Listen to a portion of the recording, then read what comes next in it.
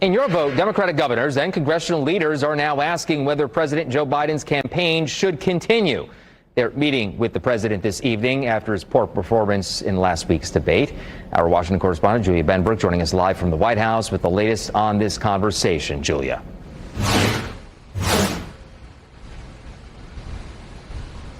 Well, as President Joe Biden attempts to rebound from a disappointing debate performance, a Biden ally who spoke with CNN says that the president has privately acknowledged that these next few days are critical to saving his reelection bid. Now, the White House has repeatedly said that Biden has no plans to drop out of the race.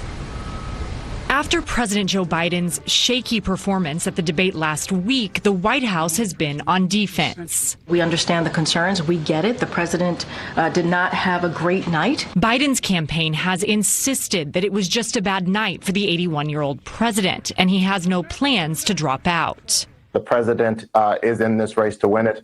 He is the Democratic nominee. But one ally told CNN that if polls plummet, fundraising dries up, and interviews go poorly, Biden knows a comeback will be difficult. On Tuesday, Representative Lloyd Doggett became the first sitting Democratic member of Congress to publicly call on Biden to step away from the race. I just felt it was important to speak out in the most respectful way possible and say this is not about one night. To address the concerns surrounding Biden's fitness for office, the president is meeting with Democratic congressional leaders and governors.